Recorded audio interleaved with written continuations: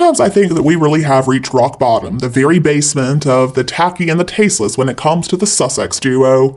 In no particular order, we had a reportedly paid-for speech to bankers when the ink was hardly even dry on their royal divorce only a few weeks after Megxit.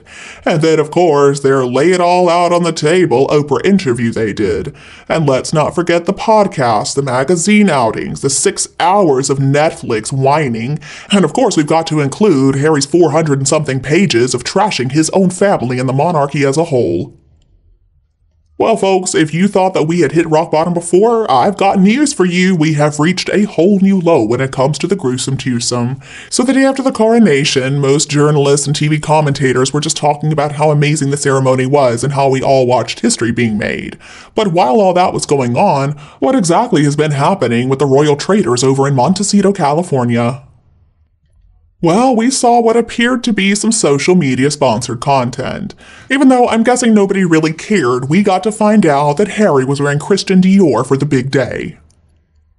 Only a few hours after the king and queen had been standing on the Buckingham Palace balcony waving to the crowds in the rain below, after the horses had already been returned to their stables and probably gotten an extra lump of sugar, the famed Parisian fashion house was busy announcing to the entire world that they had dressed the world's most famous miserable prince. First, they treated us to an Instagram post saying that Harry was attired in a formal Dior look specially designed by Mr. Kim Jones for the momentous occasion. And then we got a post featuring even more photos of something called basting stitches, and this suit being put together with the kind of care normally reserved for the creation of a nuclear weapon. Last and not least, though, we got treated to a photo of Harry inside the Abbey. That's a shot where his freezing out by most of the family wasn't painfully obvious, and then also the description of Harry being elegantly clad in his bespoke Dior by Mr. Kim Jones black wool and mohair suit. Of course, they also had to post about it on Twitter, and the last time I saw it had been viewed 2.6 million times. My goodness! I do wonder exactly how much this kind of exposure is worth to the brand. And in the world of celebrity endorsements, that's a pretty hungry world indeed. I'm curious if this suit just may have come with a pretty big paycheck, too. Now let's be fair, Meghan and Harry have been fans for Dior for quite some time. Meghan wore a bespoke Dior gown for their royal tour of Morocco back in 2019, and then she also wore a white coat and hat from Dior to Her Late Majesty's Platinum Jubilee church service last June. And then when Harry just had to return to London to show up to a court date that he actually didn't have to be at, he was seen wearing their $1,650 B-shirt. Of course, we don't know for sure if Harry was paid to wear this coronation suit, or maybe he was just happy to get himself a fancy new suit for free, and he allowed them to use his name and image for promotional purposes. But at the end of the day, it doesn't really matter. We have entered a whole new low. Even if Harry just agreed to allow Dior to use the images of a suit that he footed the bill for himself, for a royal duke, a prince, to allow the coronation to be used for marketing purposes is really pretty tacky. Now, coming to some kind of commercial agreement to be dressed for an important occasion is really just a part of the 21st century celebrity industrial complex. But come on now, a coronation is not the same as the Met Gala or some movie premiere. You don't even have to be the biggest royal fan to know that yesterday was one of the biggest days of not only the life of Charles, but also the UK in the 21st century. The last time that Britain saw anybody being crowned was, of course, way back when the late Queen Elizabeth was crowned. I mean, color TV didn't exist, women wearing trousers were still considered risque, and homosexuality at that time was actually a crime punishable by jail time. No doubt about it, this was an important moment for Harry's father and for his homeland too. But instead of just picking out a nice suit from his closet that he already owned, he decided to use this most likely as an opportunity to get into bed with Dior. Maybe it wasn't sponsored, okay, let's give him the benefit of the doubt. But even so, an off-the-rack suit from Dior costs around $4,900, and estimates for made-to-measure dresses verge toward the six-figure mark.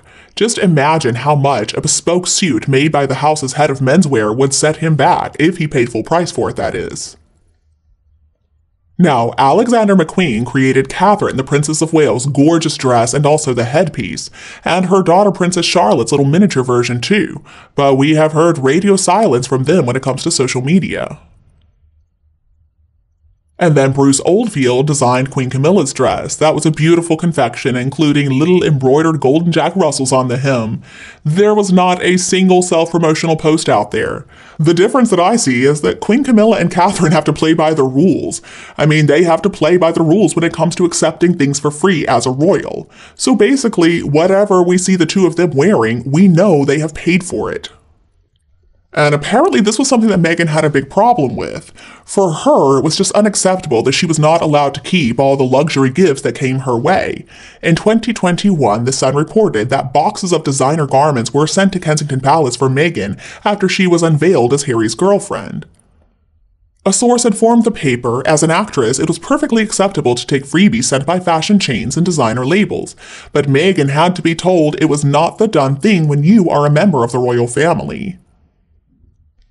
And then last year, royal writer for The Times Valentine Lowe wrote in his book Courtiers, deliveries were constantly arriving at Kensington Palace. Clothes, jewelry, candles, it was absolutely non-stop, according to a source.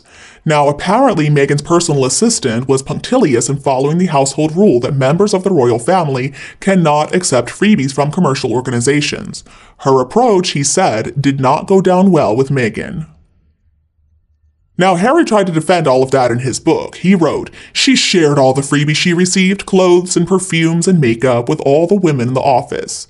Now, when Sarah Ferguson, aka Fergie, the Duchess of York, slithered out of the royal fold after she made toe-sucking famous again, she proceeded to merrily sign on with as many big companies as would have her.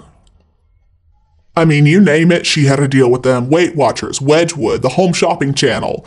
She had bills to pay, I guess, and she had a title to her name. So Fergie's money-making antics only grew in variety and the degree of dignity they sacrificed.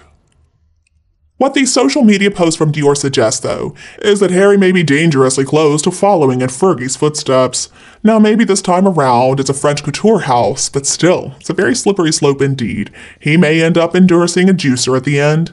And what's going to happen if we see Harry with shockingly white teeth all of a sudden? I think we know what's coming next. And you, do you agree with this opinion? Please let me know what you think below in the comments section. Don't be afraid to like and share my video with your friends and family members who would enjoy it too.